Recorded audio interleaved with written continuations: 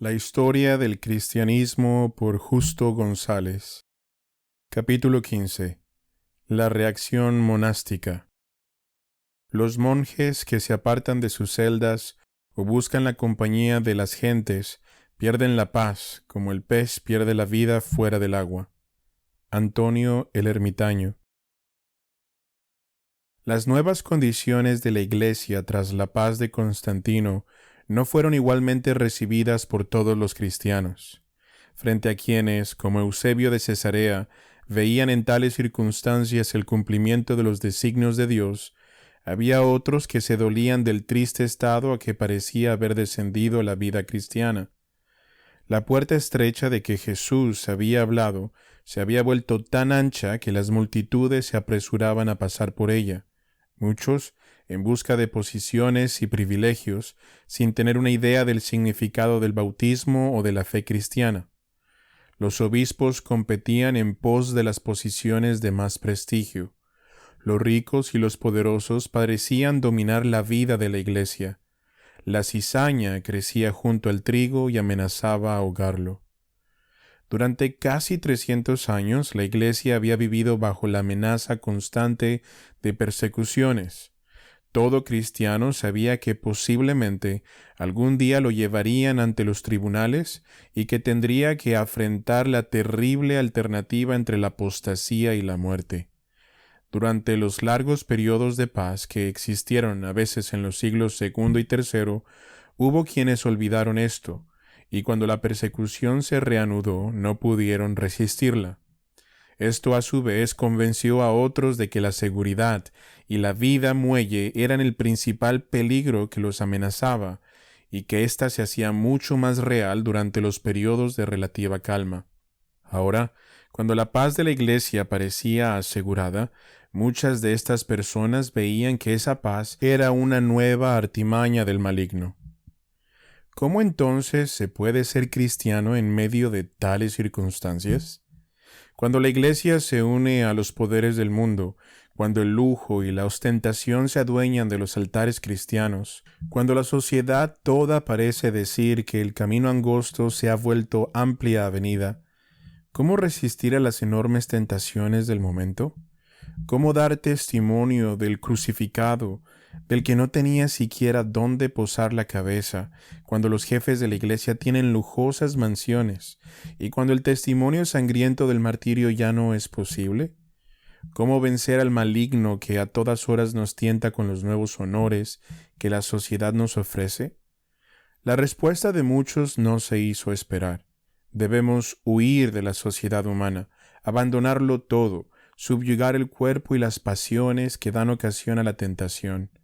Y así, al mismo tiempo que a la Iglesia se llenaba de millares de gentes que pedían el bautismo, hubo también un verdadero éxodo de muchos millares que buscaban la solicitud de la santidad estando solos. Los orígenes del monaquismo. Aún antes de tiempos de Constantino, había habido cristianos que por diversas razones se habían sentido llamados a un estilo de vida que era diferente del usual. Ya en la primera sección de esta historia nos hemos referido a las viudas y vírgenes, es decir, aquellas mujeres que decidían no casarse y dedicar todo su tiempo y sus energías a la obra de la Iglesia. Algún tiempo después, Orígenes, dejándose llevar por el ideal platónico del hombre sabio, organizó su vida en forma muy semejante a la de los monjes posteriores. Otros muchos, entre ellos al parecer Panfilio y el joven Eusebio de Cesarea, siguieron la misma vida filosófica de Orígenes. Además, aunque las doctrinas gnósticas habían sido rechazadas por la Iglesia, su impacto continuó haciéndose sentir en la opinión de muchos que pensaban que de un modo u otro el cuerpo se oponía a la vida plena del espíritu y que por tanto era necesario sujetarlo y hasta castigarlo. Luego, el monaquismo tiene dos orígenes paralelos. Uno proviene de dentro de la Iglesia y el otro de fuera. De dentro de la Iglesia, el monaquismo se nutrió de las palabras del apóstol Pablo y la experiencia de la Iglesia misma, en el sentido de que quienes no se casaban podían servir más libremente al Señor. Naturalmente, este sentimiento se unía también con frecuencia a la creencia en el pronto retorno de Jesús.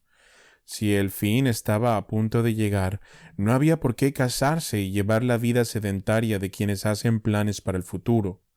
En algunos casos, esta relación entre la expectación del fin y el celibato se basaba sobre esta consideración, puesto que los cristianos han de dar testimonio del reino que esperan, y puesto que Jesús dijo que en el reino no se casan ni se dan en matrimonio, ahora estas personas decidían permanecer célibes para dar testimonio de este reino que había de venir. De fuera de la iglesia se recibieron muchas ideas, ejemplos y doctrinas que también impulsaron el movimiento monástico. Buena parte de la filosofía clásica sostenía que el cuerpo era la prisión o el sepulcro del alma, y que ésta no podía ser verdaderamente libre sino en cuanto se sobrepusiera a todas las limitaciones de aquel. La tradición estoica, muy difundida en esta época, enseñaba que las pasiones son el gran enemigo de la verdadera sabiduría y que el sabio se dedica al perfeccionamiento de su alma y de su dominio de las pasiones. Varias de las religiones de la cuenca del Mediterráneo tenían vírgenes sagradas, sacerdotes célibes, eunucos y otras personas que por su estilo de vida se consideraban apartadas para el servicio de los dioses. De esto, todos los cristianos tomaron ejemplo, y pronto lo unieron a los impulsos procedentes de las Escrituras para darle forma al monaquismo cristiano. Los primeros monjes del desierto. Aunque los orígenes del monaquismo cristiano se encuentran en diversas partes del Imperio Romano, no cabe duda de que el desierto, y particularmente el desierto de Egipto, fue tierra fértil para este movimiento, hasta tal punto que durante el siglo IV el desierto parece ser el lugar monástico por excelencia. La palabra misma, monje, viene del término griego monacos, que quiere decir solitario. Uno de los principales móviles de los primeros monjes fue vivir solos, apartados de la sociedad, su bullicio y todas las tentaciones. El término anacoreta, por el que pronto se les conoció, quiere decir retirado o fugitivo. Para tales personas, el desierto representaba un atractivo único. No se trataba naturalmente de vivir en las arenas del desierto, sino más bien de encontrar un lugar solitario, quizá un oasis, un valle entre las montañas poco habitadas o un antiguo cementerio, donde ellos pudieran vivir alejados del resto del mundo. No es posible decir a ciencia cierta quién fue el primer monje o monja del desierto. Los dos nombres que se disputan este título son Pablo y Antonio. Ellos deben su fama sencillamente al hecho de que dos grandes autores cristianos, Jerónimo y Atanasio respectivamente, escribieron sobre sus vidas, dando a entender cada uno que el protagonista de su obra era el fundador del monaquismo egipcio. Pero la verdad es que es imposible saber, y que nadie supo nunca, quién fue el primer monje del desierto. El monaquismo no fue invención de algún individuo, sino que fue más bien un éxodo en masa, un contagio inaudito que parece haber afectado al mismo tiempo a millares de personas. Pero en todo caso conviene estudiar las vidas de Pablo y de Antonio, sino ya como fundadores del movimiento, al menos como exponentes típicos de sus inicios. La vida de Pablo, escrita por Jerónimo, es muy breve y casi totalmente legendaria. Pero el núcleo de la historia es probablemente cierto. A mediados del siglo III, huyendo de la persecución, el joven Pablo se adentró en el desierto hasta que dio con una antigua y abandonada guarida de falsificadores de moneda. Allí Pablo pasó el resto de sus días, dedicado a la oración y alimentándose casi exclusivamente de dátiles. Si hemos de creer a Jerónimo, durante varias décadas, casi un siglo, Pablo no recibió otra visita que la de las bestias y del anciano Antonio. Aunque esto sea exageración, sí da testimonio de que lo que sabemos por otras fuentes acerca de aquellos primeros monjes es de alguna manera verdad. Ellos rehuían a toda compañía salvo, en raras ocasiones, a las de otros monjes. Según Atanasio, Antonio nació en una pequeña aldea en la ribera izquierda del Nilo, hijo de padres relativamente acomodados y dedicados a las labores agrícolas. Cuando estos murieron, Antonio era todavía joven y quedó en posesión de una herencia que pudo haberles permitido vivir holgadamente tanto a él como a su hermana menor, de la que se hizo cargo. Fue poco después, al escuchar la lectura del Evangelio en la iglesia, que Antonio decidió dedicarse a la vida monástica. El texto para ese día era la historia del joven rico, y las palabras de Jesús impresionaron profundamente a Antonio, que se consideraba también rico. La Biblia decía en la narración del Evangelio en Mateo 19:21, «Si quieres ser perfecto, anda, vende lo que tienes y dalo a los pobres, y tendrás tesoro en el cielo». En respuesta a estas palabras, Antonio dispuso de sus propiedades y las repartió, incluso todos sus bienes, entre los pobres, conservando solo una pequeña porción para su hermana.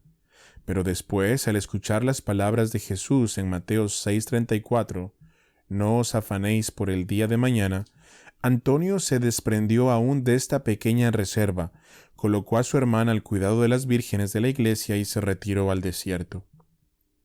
Sus primeros años de retiro los pasó Antonio aprendiendo la vida monástica de un anciano que habitaba en las cercanías, prueba esta de que Antonio no fue de hecho el primer anacoreta.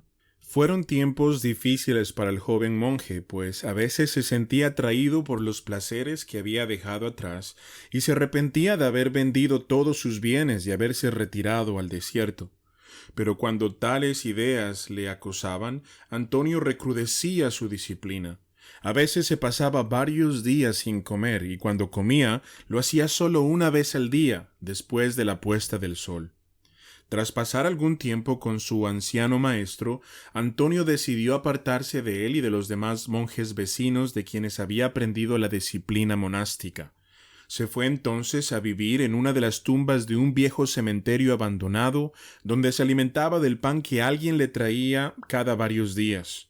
Según cuenta Atanasio, en esta época los demonios comenzaron a aparecérsele a Antonio, quien tuvo que luchar con ellos de continuo, a veces en lucha física de la que salió muy herido. Por fin, a los 35 años, Antonio tuvo una visión en la que Dios le decía que no temiera, pues su ayuda estaría siempre con él. Fue entonces que el anacoreta decidió que la tumba en que vivía no era suficientemente retirada y se internó en el desierto, donde fijó su residencia en un fortín abandonado. Aún allí lo persiguieron los demonios, según nos cuenta Atanasio. Pero hasta los demonios tenían que rendirse ante la virtud del atleta de Dios, que iba llegando al medio siglo de edad. Empero, no eran sólo los demonios quienes perseguían al santo varón, también lo perseguían otros monjes, deseosos de aprender de él la sabiduría, la contemplación y la oración. También lo perseguían los curiosos y los enfermos, pues la fama de Antonio como santo y como hacedor de milagros se difundía. Una y otra vez el venerado anacoreta huyó a lugares más apartados, pero los que lo buscaban siempre se las arreglaban para encontrarlo. Finalmente accedió a vivir cerca de un grupo de discípulos, siempre que éstos no frecuentaran demasiado su refugio. A cambio de ello, Antonio les visitaría periódicamente y les hablaría de la disciplina monástica, del amor de Dios y de las maravillas de la contemplación. En 2 ocasiones, empero, Antonio visitó la gran ciudad de Alejandría. La primera fue cuando se desató la gran persecución y Antonio y varios discípulos decidieron ir a la ciudad para allí ofrendar sus vidas como mártires. Pero el perfecto los vio tan harapientos que no los consideró dignos de su atención y los monjes tuvieron que contentarse con alentar a los que habían de sufrir el martirio. La otra visita a Alejandría tuvo lugar muchos años más tarde, cuando los arianos decían que el santo ermitaño sostenía su misma doctrina frente a la de Atanasio, y Antonio decidió deshacerse de esos falsos rumores, presentándose en persona ante los obispos reunidos en Alejandría. En aquella ocasión el viejo ermitaño, que no sabía griego sino solo copto y que probablemente no sabía ni siquiera leer, habló con tal convicción y espíritu que los arianos no supieron cómo contestarle. Por fin, hasta el fin de sus días, Antonio accedió a que 2 monjes más jóvenes vivieran con él para atender a sus necesidades. Él murió en el año 356 tras darles instrucciones a sus acompañantes en el sentido de que mantuvieran secreto el lugar de su sepultura y le hicieran llegar su manto al santo obispo Atanasio. Como vemos, tanto Pablo como Antonio se retiraron al desierto antes de la época de Constantino, y aun ellos no fueron los primeros ermitaños.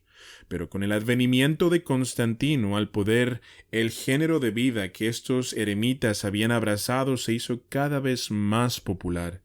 Algunos viajeros de la época nos cuentan, quizá con alguna exageración, que llegó el momento en que había más gentes en el desierto que en las mismas ciudades. Otros ofrecen cifras tales como 20,000 monjas y 10,000 monjes en solo la región de Egipto.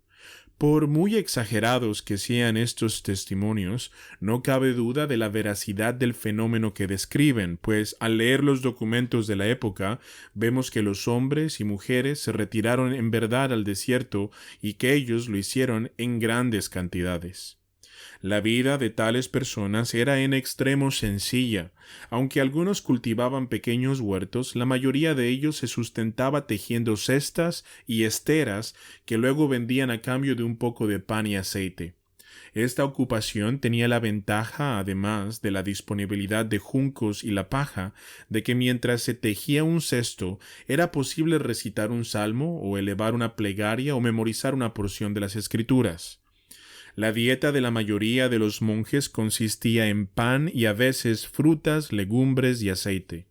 Sus posesiones no eran más que los vestidos más necesarios y una estera para dormir. La mayoría de ellos veían mal la posesión de libros, pues ello podría alimentar el orgullo. Unos a otros enseñaban de memoria libros enteros de las Escrituras, particularmente los Salmos y el Nuevo Testamento. Y además compartían entre sí las historias edificantes o las joyas de sabiduría que los anacoretas más venerados les habían enseñado. El espíritu del desierto no se acoplaba bien con la gran iglesia jerárquica, cuyos obispos residían en las grandes ciudades y gozaban del favor del gobierno y de la sociedad. Muchos pensaban que lo peor que podía sucederle a un monje era ser ordenado sacerdote u obispo, y fue precisamente en esta época que los ministros cristianos comenzaron a llamarse sacerdotes. Aunque algunos de ellos fueron ordenados, esto sucedió casi siempre contra su voluntad o tras repetidos ruegos por un obispo de reconocida santidad como el gran Atanasio.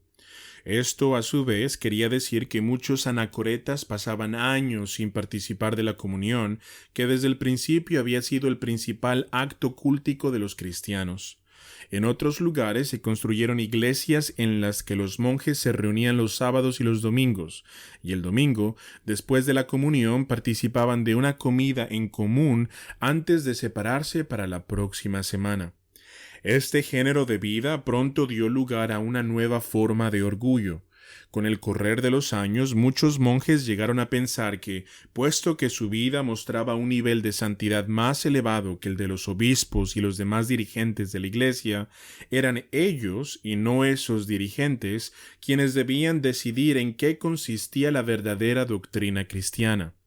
Como muchos de estos monjes eran gentes ignorantes y fanáticas, se convirtieron entonces en peones de otros más poderosos y educados que utilizaron el celo de las huestes del desierto para sus propios fines. Como veremos en la próxima sección de esta historia, esto llegó hasta el punto en que muchedumbres de monjes invadieron los lugares en donde se celebraba algún concilio eclesiástico y trataron de imponer sus doctrinas mediante la fuerza y mediante la violencia. Pacomio y el monaquismo comunal. El número creciente de personas que se retiraban al desierto y el deseo de casi todas ellas de allegarse a un maestro experimentado darían origen a un nuevo tipo de vida monástica. Ya hemos visto cómo Antonio tenía que huir constantemente de quienes venían a pedirle de su ayuda y de su dirección. Cada vez más los monjes solitarios cedieron el lugar a los que de un modo u otro vivían en comunidad. Estos, aunque recibían el nombre de monjes, es decir, de solitarios, consideraban que esa soledad se refería a su retiro del resto del mundo y no necesariamente a vivir apartados de otros monjes. Este monaquismo recibe el nombre de cenobita, palabra derivada de dos términos griegos que significan vida común. Al igual que en el caso del monaquismo anacoreta, tampoco en cuanto al cenobítico nos es posible decir a ciencia cierta quién fue su fundador. Lo más probable es que haya surgido casi simultáneamente en diversos lugares, nacido no de la habilidad creadora del individuo alguno, sino más sencillamente de la presión de las circunstancias. La vida absolutamente apartada del anacoreta no estaba al alcance de muchas personas que marchaban al desierto, y así nació el cenotivismo. Sin embargo, aunque no haya sido su fundador, no cabe duda de que Pacomio fue quien dio forma al monaquismo cenobítico egipcio. Pacomio nació hacia el año 286 en una pequeña aldea del sur de Egipto. Sus padres eran paganos, y él parece haber conocido poco acerca de la fe cristiana antes de ser arrebatado de su hogar por el servicio militar obligatorio. Se encontraba entristecido por su suerte, cuando un grupo de cristianos vino a consolarles a él y a sus compañeros de infortunio. El joven soldado se sintió tan conmovido ante este acto de caridad que hizo votos en el sentido de que, si de algún modo lograba liberarse del servicio militar, se dedicaría él también al servicio a los demás. Cuando de modo inesperado se le permitió dejar el ejército, buscó quien lo instruyera en la fe cristiana y lo bautizara, y pocos años después decidió retirarse al desierto, donde solicitó y obtuvo la dirección del viejo anacoreta Palemón. 7 años pasó Pacomio junto a Palemón, hasta que oyó una voz que le ordenaba establecer su residencia en otro lugar. Su anciano maestro le ayudó a edificar allí un sitio donde vivir, y luego lo dejó solo.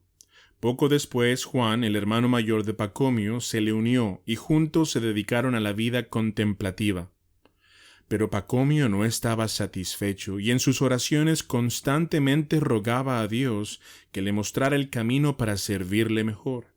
Por fin, en una visión, un ángel le dijo que Dios quería que sirviera a la humanidad. Pacomio no quiso escucharlo, insistiendo en que lo que él buscaba era precisamente servir a Dios y no a la humanidad.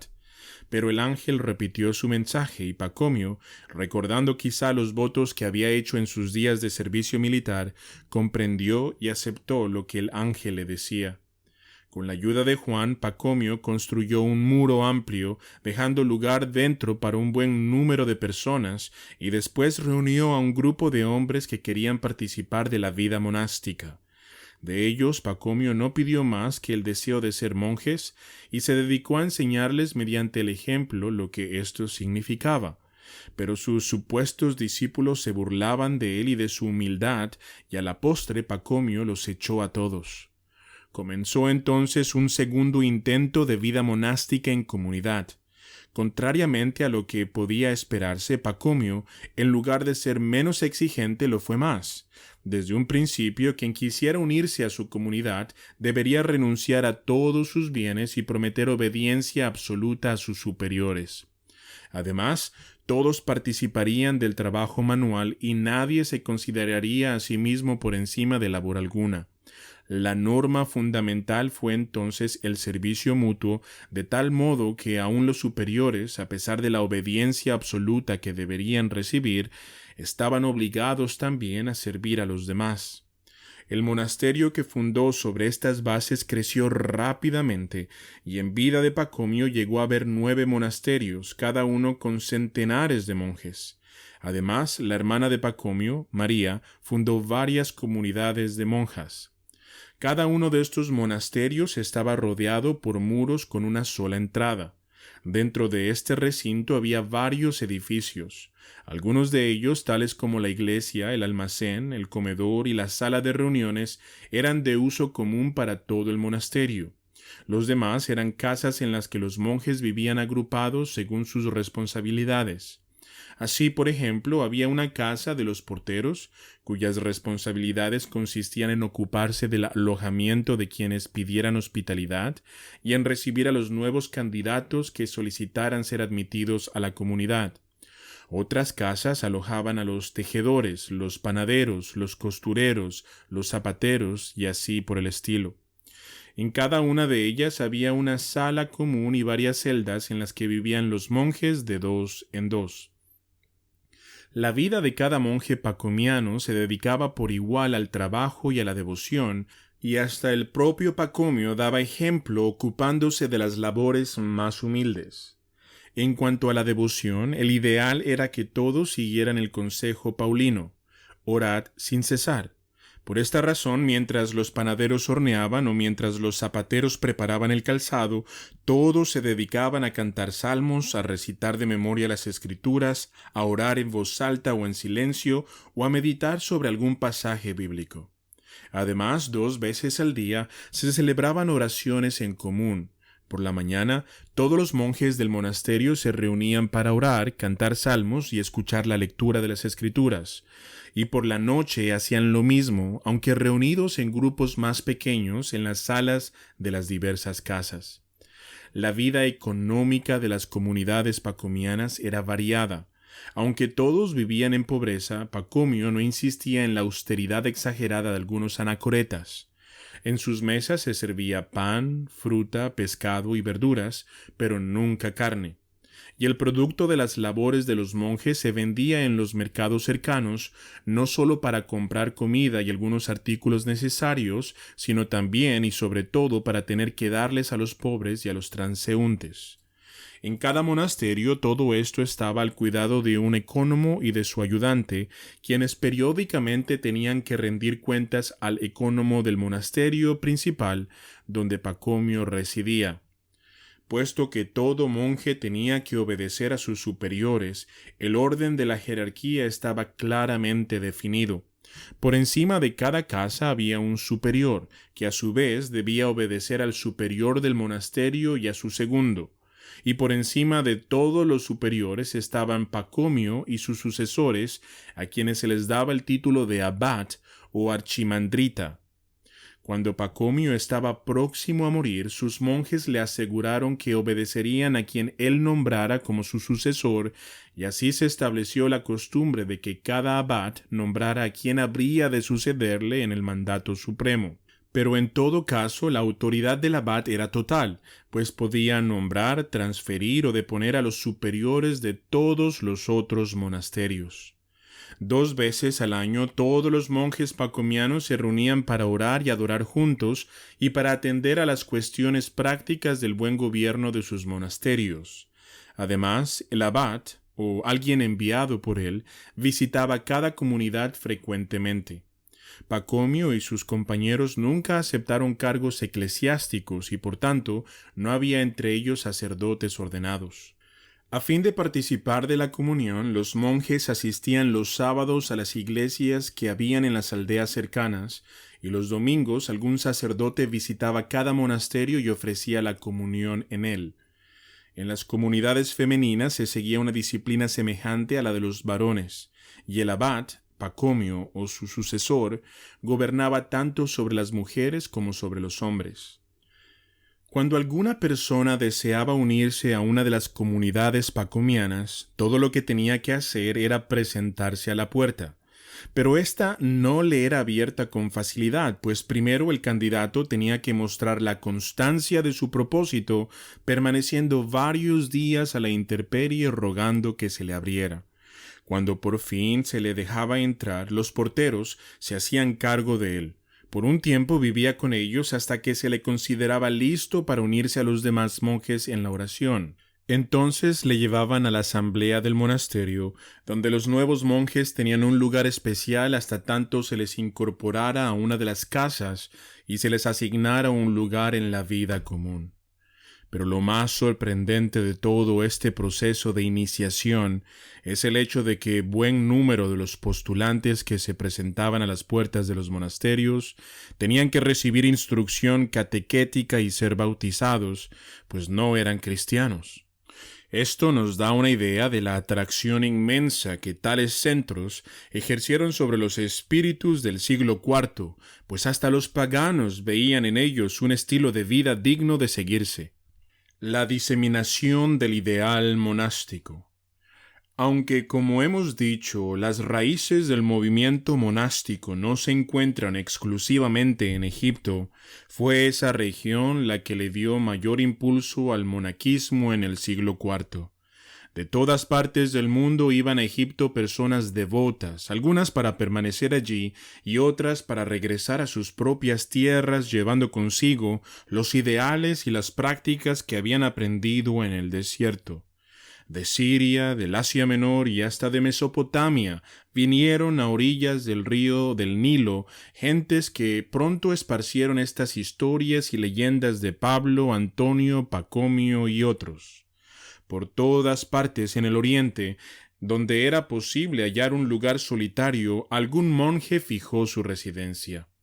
Algunos exageraron lo que habían aprendido de los monjes egipcios realizando proezas ostentosas, tales como pasar toda la vida subidos en una columna. Pero muchos otros le inyectaron al resto de la iglesia un sentido de disciplina y de dedicación absoluta que resultaba harto necesario en aquellos días, al parecer fáciles por los que pasaba el cristianismo.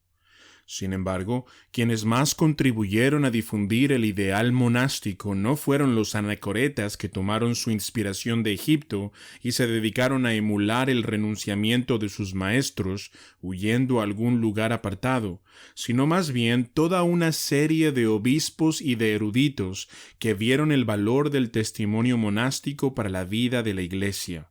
Luego, aunque en sus orígenes el monaquismo egipcio había existido aparte y aún frente a la jerarquía eclesiástica, a la postre su mayor importancia estuvo en el impacto que hizo a través de algunos de los miembros de esa jerarquía. Varias de estas personas se encuentran entre los gigantes a los que más adelante dedicaremos otras porciones de esta segunda sección, y por tanto no haremos aquí más que señalar sus nombres y algo de su importancia en la difusión del ideal monástico. Atanasio, además de escribir la vida de Antonio, visitó a los monjes del desierto repetidamente, y cuando las autoridades lo perseguían se refugió entre ellos. Aunque él mismo no era monje sino obispo, trató de organizar su vida de tal modo que en ella se reflejara el ideal monástico de la disciplina y del renunciamiento. Y en su exilio en el occidente dio a conocer a sus hermanos de habla latina lo que estaba sucediendo en los más remotos rincones de Egipto. Jerónimo, además de escribir la vida de Pablo el ermitaño, tradujo la regla de Pacomio al latín, y él mismo se hizo monje, según veremos más adelante. Puesto que Jerónimo fue uno de los cristianos más admirados de su época, sus obras y su ejemplo hicieron fuerte impacto en la Iglesia occidental. Basilio de Cesarea, conocido como Basilio el Grande, en medio de todos los debates teológicos de la época, halló tiempo para organizar monasterios que se dedicaban no solo a la devoción, sino también a obras de caridad tales como el cuidado de los enfermos, transeúntes, huérfanos, etc. En respuesta a las grandes preguntas que le hacían sus monjes, escribió varios tratados que, aunque no tenían el propósito de servir de reglas, más tarde fueron citados y utilizados como tales. Agustín, el gran obispo de Hipona, se convirtió en parte a través de la vida de Antonio de Atanasio e intentó vivir como monje hasta que se le obligó a tomar parte de la activa vida de la Iglesia. Pero aún entonces organizó a sus colaboradores en una comunidad de estilo monástico y dio así ejemplo e inspiración a lo que más tarde se llamó los canónigos de San Agustín. Pero el caso más claro del modo en que un monje, obispo y santo contribuyó a la popularidad del ideal monástico lo tenemos en Martín de Tours.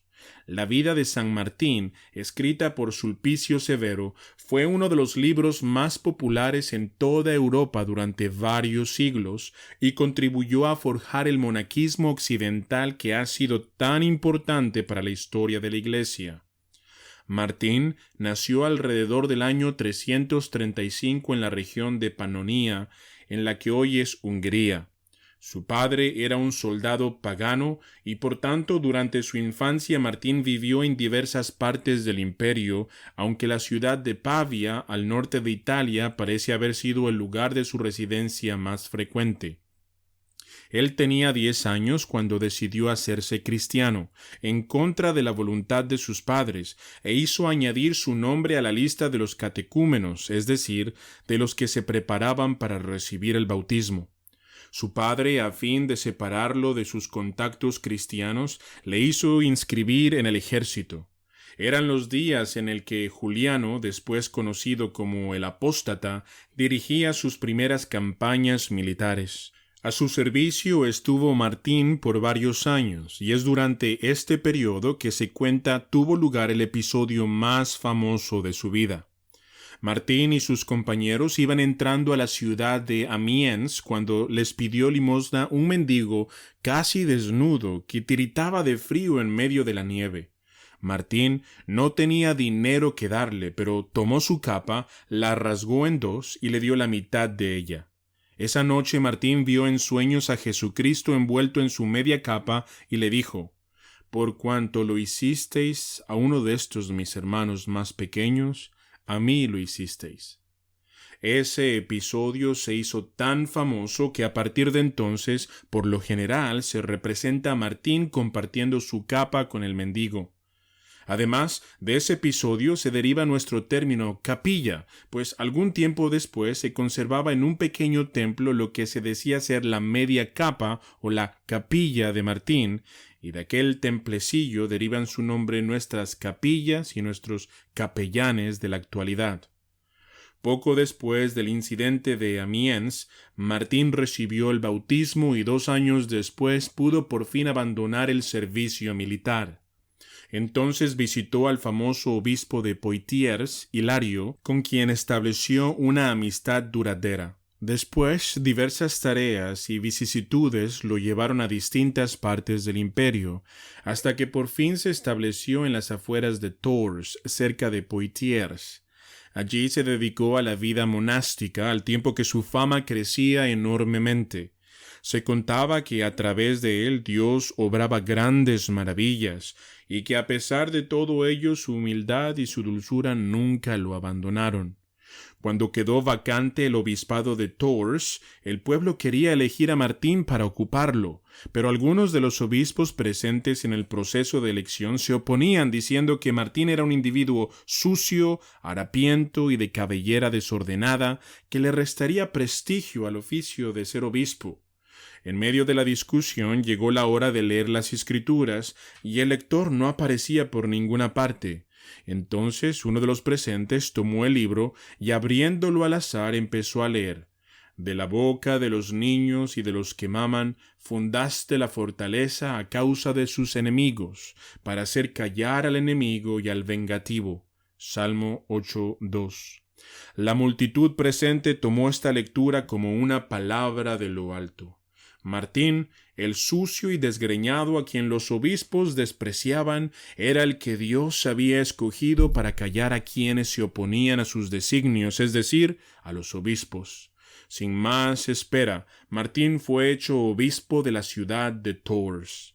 Empero, el nuevo obispo no estaba dispuesto a abandonar su retiro monástico. Junto a la catedral se hizo construir una celda donde pasaba todo el tiempo de sus labores pastorales y todo el tiempo libre. Cuando su fama fue tal que las gentes lo importunaban demasiado, se retiró a un monasterio que fundó a las afueras de la ciudad y desde el cual visitaba a sus feligreses. Cuando Martín murió, eran muchos los que lo tenían por santo, y su fama y su ejemplo llevaron a muchos a pensar que un verdadero obispo debía ser como Martín. Así, el movimiento monástico, que en sus principios tuvo mucho de protesta contra la mundanalidad y el boato de muchos obispos, a la larga dejó su sello sobre el ideal mismo del episcopado. Durante siglos, y en algunos casos hasta nuestros días, se pensaría que un verdadero pastor debe aproximarse tanto como sea posible al ideal monástico. Pero nótese también que en este proceso ese mismo ideal cambió de tono, pues mientras los primeros monjes huyeron al desierto en pos de su propia salvación, con el correr de los años, y especialmente en el occidente, el monaquismo sería, más que un medio por el que se buscaba la propia salvación, un instrumento para la obra misionera y caritativa de la Iglesia.